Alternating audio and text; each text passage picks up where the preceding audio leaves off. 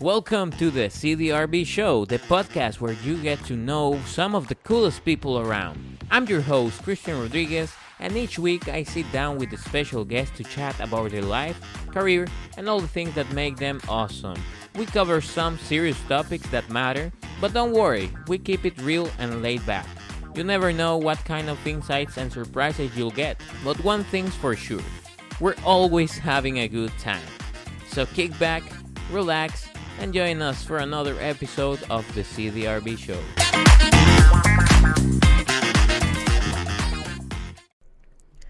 Hello everyone and welcome to a new episode of the CDRB Show. I'm Christian Rodriguez, and as every week, we have a special guest to talk about their life and career.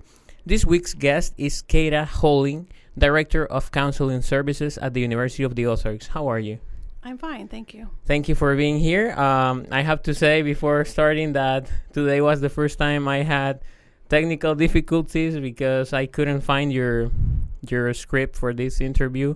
But I'm a little bit tired, but we'll try to do as much as possible because I know that you're very busy with your responsibilities here at Ozarks. In every podcast, we try to find out a little bit more about the personal life of our guests. So this is a question that I ask to all the guests, and the first one is, where were you born? I was born in New Haven, Connecticut, when my dad was attending university at Yale. And how was your life when you were a child? Very interesting. My family traveled a lot.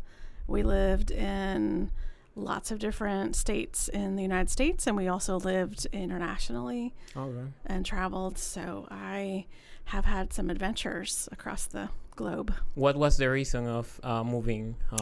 My dad was an employee of Citibank International, so he was in banking internationally.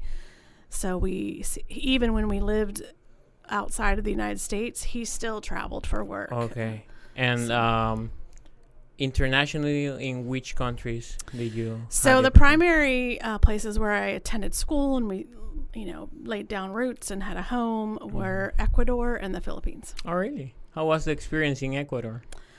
Good. Yeah, positive experience. Yeah. What did you study in college? So I was a psychology major. What made you want to study that? That's interesting. I had several different career considerations. I thought about natural sciences and animal behavior, creative writing, communications and media. But my mother at the time worked for an organization, and she worked with individuals that were dually diagnosed. And she had a couple of interesting incidents when I happened to be with her at work that really struck my attention, and they were within mental health experiences, and so I decided I wanted to know more about that. Okay. Were you a good student, dear? I think I could have done better, but I did take my studies seriously, and I did enjoy most of school. Do you remember what was your GPA? I don't. You don't? I was never worried about my GPA. Never were? You were never worried? No, I'm more worried about it. I'm in a doctoral program now, and I'm more worried about it now, and I never really paid attention to it in high school or college. It just wasn't important to me. I knew sort of roughly the letter grade average and the classes that I was taking, much more concerned with the subject matters. I also wanted to know, because all of us have a life after studies or after work, so I wanted to know, how is a normal day when you have spare time? What do you do, for example, in a weekend? Well, that's very different now than it was even 10 years ago. Right now, I am a caregiver to my mom who's disabled, and so I spend quite a bit of time taking care of her. I can't travel very far and do a lot of recreation because of that responsibility, even though I appreciate having that responsibility. So I spend time doing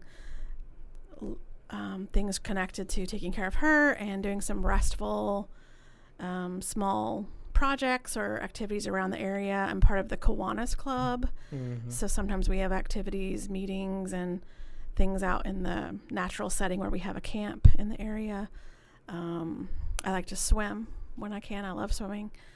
And sometimes when I can, I go to spiritual activities or services, things like that. That's great.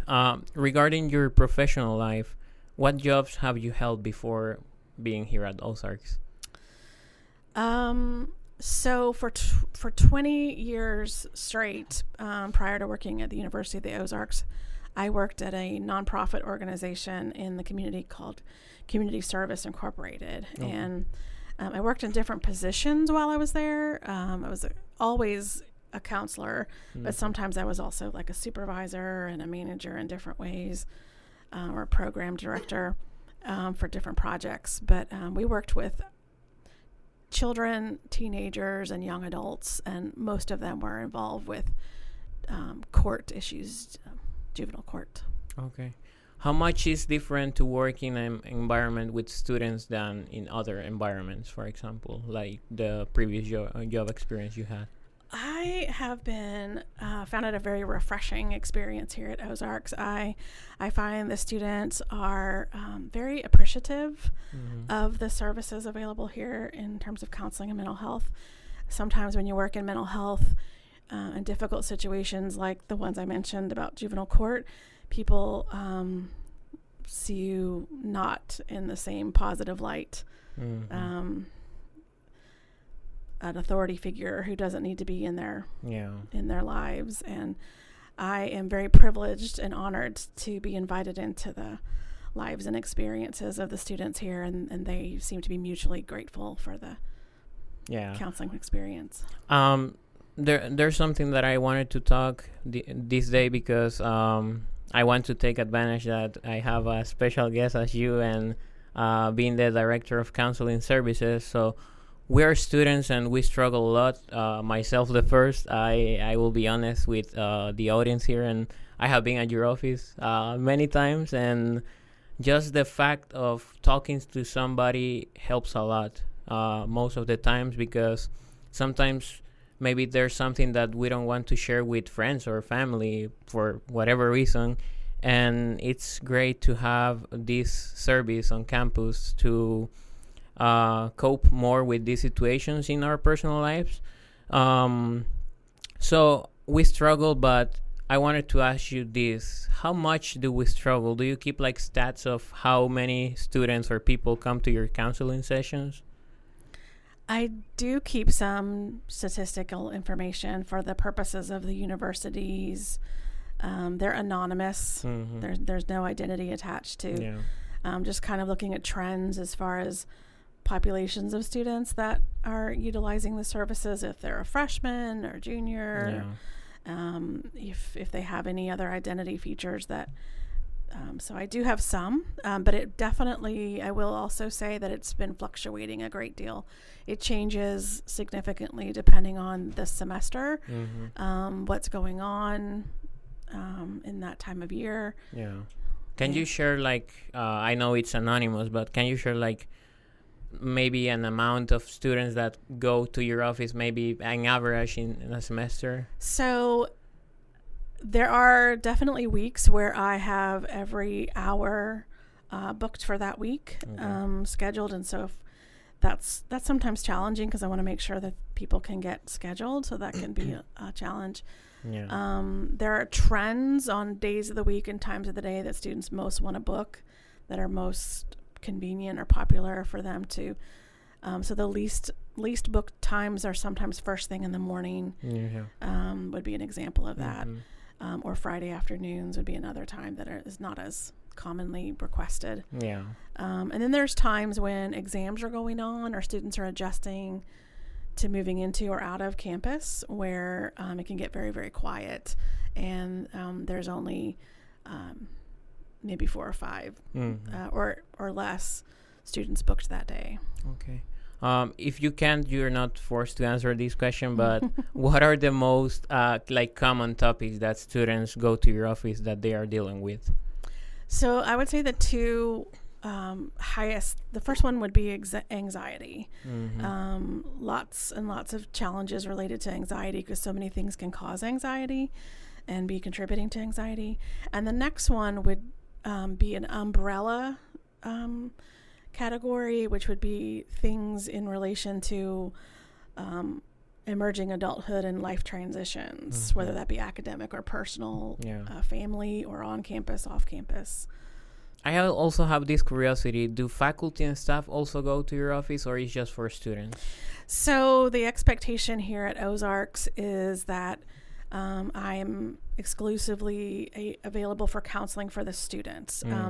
Faculty and staff certainly have come to me for consultation to find out if I have recommendations of someone that I would refer them to, or if it's not that they themselves need counseling, but they would like some consultation on a topic to help another person. So consultation is available, but not to become a counseling client as a staff or faculty member. So you can't like directly deal with. Yeah, the idea behind that is that they don't want to, probably twofold. They don't want to make it even more difficult for students to schedule and get availability to compete with staff and faculty for that. They also want to maintain the most privacy for students coming to the clinic and not having those types of other interactions with staff and faculty, but also that I would not be having what's called a dual relationship with my peers here on campus. And a dual relationship is where I am, on one hand, a person's counselor, but on the other hand, I serve in some other administrative or professional capacity with somebody. Like, you wouldn't want me to be your professor grading your assignments and then also your therapist. Yeah. Something like that. It's more like of an ethical issue. It is, yes. Exactly. There is always stigma with mental health, and sometimes it's very difficult to talk about these topics, even with common disorders such as anxiety. As you mentioned, it's one of the most common here on campus. Why do you think this happens with the mental health? Well, I'm glad that you mentioned that. I was just gratefully participating in a program at the library last night, and this very same topic came up. I think it's a couple of different reasons. I think one of the reasons is that we don't want to be judged, and we don't want to appear to not be capable or proficient in our lives. And I think there's a lingering concept that if we are experiencing something in our thoughts and emotions and behaviors, that something is quote unquote going wrong, that we're somehow not doing enough right in our lives, which is of course not necessarily the case, of course. And then the second thing I think is that many segments of our culture still have encouraged a stigma to be applied to that, whether that's a place, a community, a family, a spiritual aspect to that. But there are definitely some areas of our cultures and communities that are either afraid or in opposition to the idea of mental health being something that's valid. And so if we are part of those communities, we are battling that issue at the same time that we're battling depression or anxiety, which can be really tough. And also, well, in my personal perspective on this, with the case of anxiety, for example, I suffered a lot of anxiety, specifically in a couple years ago.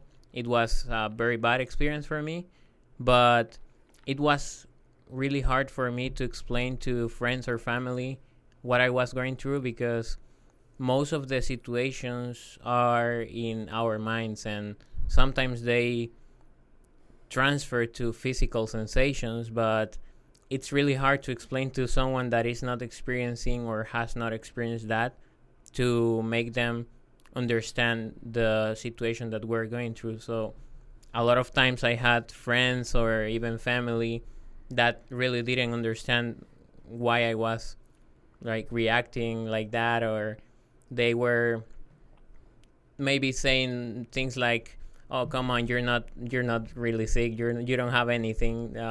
Just relax," something like that. So that's another thing that I think happens a lot, and is you don't know how to explain some things that are not, you can't like touch, because anxiety, you can touch anxiety, you can't see anxiety in others sometimes, but they may be experiencing that. So I think that's another part. Don't you think? I agree. I think what you're saying makes a lot of sense. I think sometimes that when we communicate to others and we see their response, it also creates a response back in us. Yeah. I think also we all kind of have a desire for things to be okay, to be quote unquote normal, to go to homeostasis. And so when we see somebody struggling or in pain or having difficulty, we hope that things will get better, and we don't always know how to make that happen. So sometimes we rush to placate the situation and say, "Oh, it's going to be fine," because pain is scary, and discomfort is uncomfortable for all of us, and we don't want ourselves or anyone we care about to be going through that. So I think one of the things that's special about being a counselor is the unique situation to walk alongside someone and not rush that journey of self-awareness and wellness, recovery. What can we do to make people more willing to talk about their like mental health? I think that's a good question. It's important, I think, for all of us to do what you did today, which is to get accurate facts and information out and not spread the wrong information, and to also share our personal stories and experiences, so that something is more relatable. And there are some things that we simply are not going to experience or understand, but at least maybe we can respect when we've heard a personal version of that from someone that we find credible. So just not trying to hide it, cover it up, brush it off, simplify it, or exaggerate it, but to get more informed and keep conversations going about it. I think that in the media, a lot of individuals in the last few years have done a lot of work for that. Like we've had well-known athletes come forward about their own mental health struggles and journeys, to say as much as they can about that, to reduce the idea of stigma and that it's taboo, or that it's a sign of weakness or something.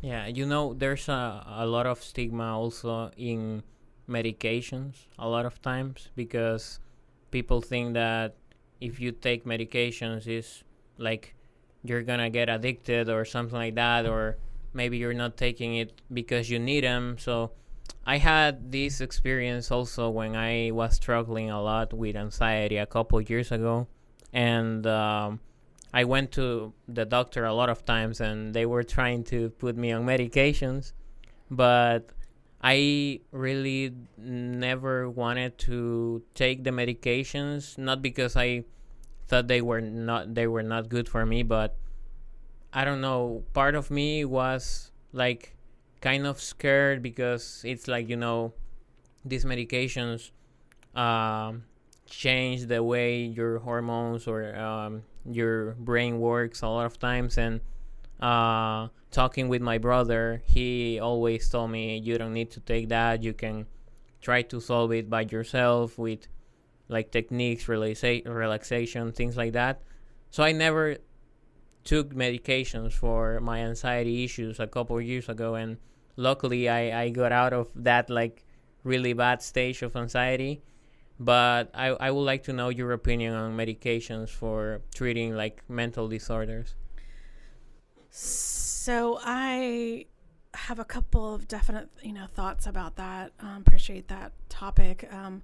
For one, I am not in a position to prescribe anything or recommend anything medication-wise, but just support an individual's journey to make those decisions.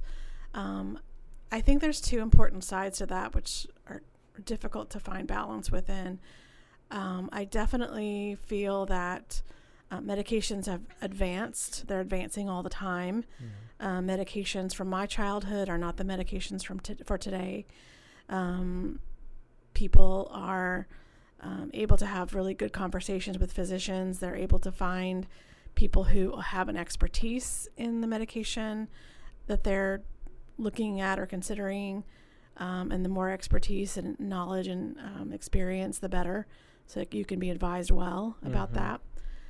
The other thing is it's a very personal journey. You know, a medication can act very differently from one body and one person to the next. Yeah. So slow and steady and open communication about that process.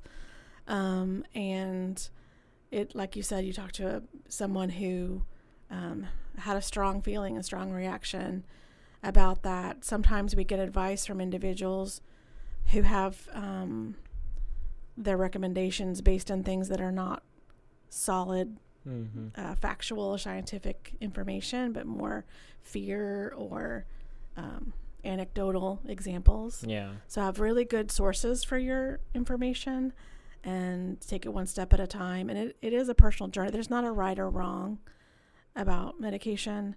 The other side of that is that, you know, as we know, our society also struggles with addiction and difficulty with some folks who have been over-medicated and are wrongly diagnosed or have, you know, a bad reaction to a medication. So it's not wrong to be cautious and thoughtful about it. But again, I think the same thing is just be informed, keep communicating. And sometimes it does take a lot of courage to try something and to have those conversations with people in our lives who may not find it makes a lot of sense in their life. Yeah. And you're probably going to find that there's a lot more people than you even know who are taking medication to help them in some way or another. Yeah. I am curious about that. Who is the person in charge or with the responsibility to give medications to a person? Because the person that recommend me to take medication, I think it was a nurse practitioner. So can they do it? Yes. They can? Yes, a nurse practitioner absolutely can, at least within this in this geographical area. I don't know worldwide exactly what all the differences might be, but yes, a nurse practitioner definitely can do that. They have their own procedures in terms of supervision and licensure. A physician can, and a psychiatrist can. Yeah. What are some resources on campus for people dealing with anxiety disorders or depression? Well, so within the Ozarks campus community, I am working within the counseling office and the counseling services, and certainly they can come to us in the Jones Learning Center for that. Not everybody wants to use counseling services, though. Sometimes people have different types of caregiving and different types of support. So it's really important that we have a holistic view of that. I'm not saying that the people I'm about to mention are exclusively necessarily the only person, you know, to reach out to, but sometimes we reach out to people that are ministers or professors or peers or coaches because they can definitely play a really positive role in helping us to know our symptoms, know ourselves, and work really well with our daily responsibilities. So I think we kind of all have a say in helping each other through those things. Yeah, that's true. Is there any relaxation technique that you have found as maybe your favorite or really effective that you would like to share with us today? Sure. I think one of the most important things if a person is experiencing anxiety would be to definitely one of the first things is to monitor your breathing, and to make sure that that is a real steady rate of respiration. Sometimes when we get anxious, we're breathing at a very fast pace or shallow. So to get that breath regulated is really helpful to the body. It affects so many of our organs and so many aspects of our functioning. So breathing, there's different ways to do that, and people can come talk more with me if they'd like more information about that, or look into that with some good sources. The other thing is mindfulness. There's so many different ways that person can do mindfulness. People sometimes do yoga or meditation or prayer. Those are all very helpful things. Yeah.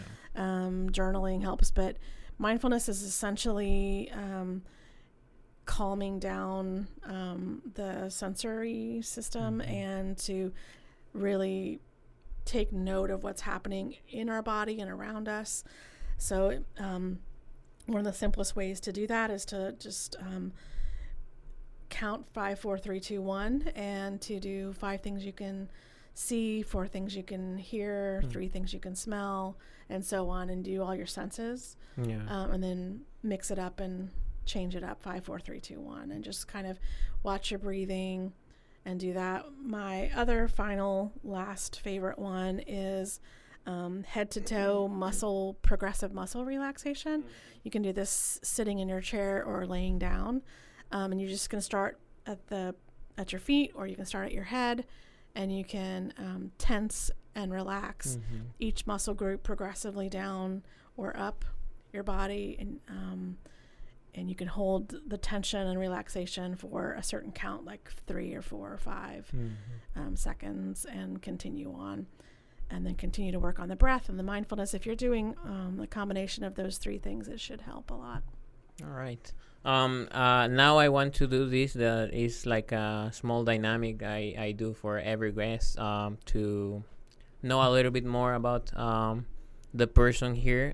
So the first question is favorite color. Purple. Purple. What is the first thing you do when you wake up in the morning? Get my bearings and pet my dog. Those would be, yeah. Religion? Christianity, but I grew up Episcopalian, and I'm currently a member of the Presbyterian Church. Okay. So. What is your favorite time of the year? Fall. Fall. Why? I like the natural change of seasons. I like the temperature and the weather. I don't like the heat, so I like that it's getting cooler, and there's a lot of neat things that are usually happening in life at that time. Yeah. What makes you angry? Cruelty and disrespect. How will you describe your personality?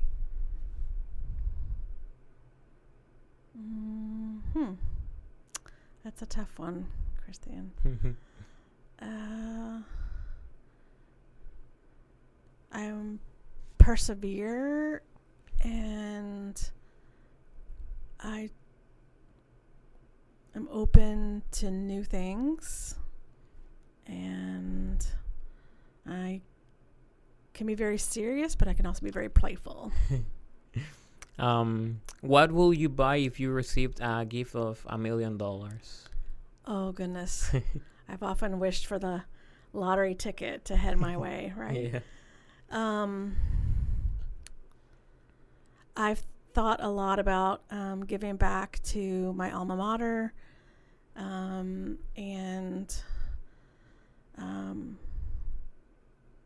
contributing to some special causes in my life that are important to me, and taking care of family, living with health and comfort. And resources. Mm-hmm.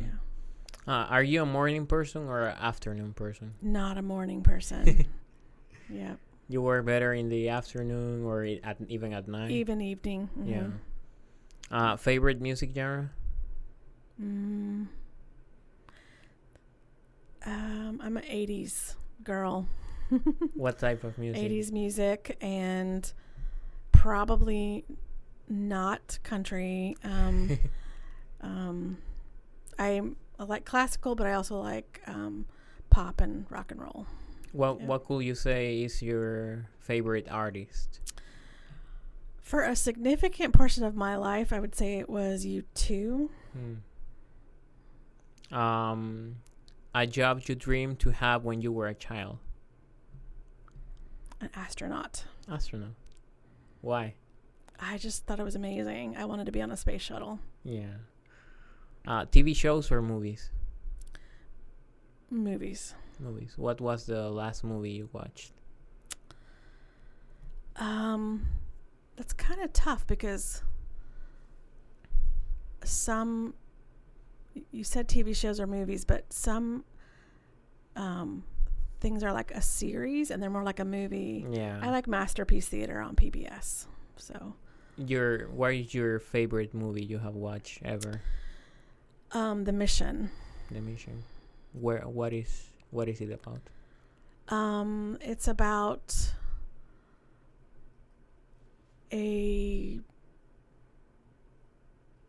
it's really hard to explain, but it's about the challenges of people who try to do the right thing but for the wrong reasons and can really be destructive to humanity. Mm-hmm. It's also about courage. It's about the beauty of people and cultures as they are without us needing to mess them up and change them because we think we know better, because we don't. It's it's complicated. That technically it's about the Catholic Church traveling to an indigenous population and trying to bring them into the Catholic faith. Okay. And really difficult battles and experiences for all involved. Okay, so you told me you have a dog, but maybe you also like cats. So I'm asking this: cats or dogs? Dogs. Dogs. Okay. I do like cats, but how old is your dog? He is getting close to 15 years old. Oh wow! Yeah, he's very old. Yeah, he's been with me a really long time. Oh, that's great. And the last, I always give the opportunity to the guests to ask me any question. So if you have any question that you wanted to ask me, what did you because you were very open. I wouldn't ask you this if you hadn't been open. Mm-hmm. What did you initially expect from counseling, and did anything change once you saw what it actually is? Well, the first time I been to counseling was when I came here to Ozarks. Before that, I never went to like a counseling session or whatever. So my expectative during the first time I came to the counseling services was like the typical movie set or TV show set of how a counseling session is. And it was weird when I just started to talk like we are right now basically, but about things that were happening in my life. So and I really didn't have like a lot of expectations in terms of, well, it will help me. I was not like sure that it will help me, and I think that's normal for every person because you are going to that place with a lot of struggles and issues in your life probably, so you don't have like a lot of hope at the beginning.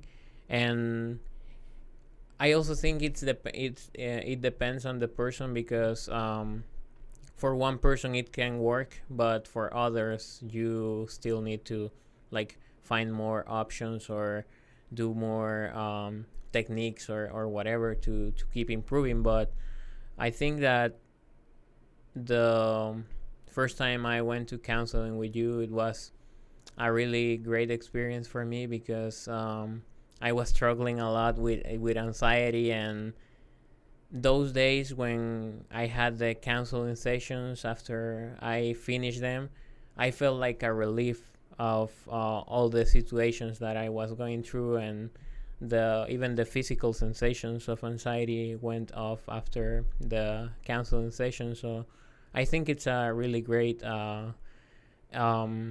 service that students can use, and I have been taking advantage of it since I came, basically. And I think it's very important for people, and especially for students, to be more open and be more responsible of their own mental health, because if you're not mentally healthy, you will not be physically healthy as well, because they are hand to hand, Yeah. And I think it's important to see, I mean, each counselor can be very different from their approach to their techniques and theory, but I think it's a lot about wellness. Like you said, it's about mentoring. It's not about quite what we see sometimes in the movies, and it's about establishing trust in a relationship with someone that we can be really ourselves with and open up with. So it's important. I don't take that lightly. Yeah. And it's something that we can all work on every day, to be available, to be sincere, to really listen, and to be open to other people's ideas and experiences. So thank you so much for letting me come and sit with you. Yeah, thank you very much. I appreciate your contribution here to the podcast. I'm really glad that we had the chance to talk about these topics that are really important, and I had all these questions because I feel it's important that we make it more normal to speak about these topics, and especially mental health, which is a topic that is usually left to the side for a lot of people, because it's the same as I told you before, that the mind is not something that we can touch or see. We can just introspect ourselves to be aware of it. So I think it's a really important topic, and I'm glad that you were here today. So thank you very much. Thank you. Thank you, and thank you to everyone who listened to the CDRB show. I'm Christian Rodriguez, and you can follow us on Instagram at CDRB Productions. I'll see you next week. Thank you.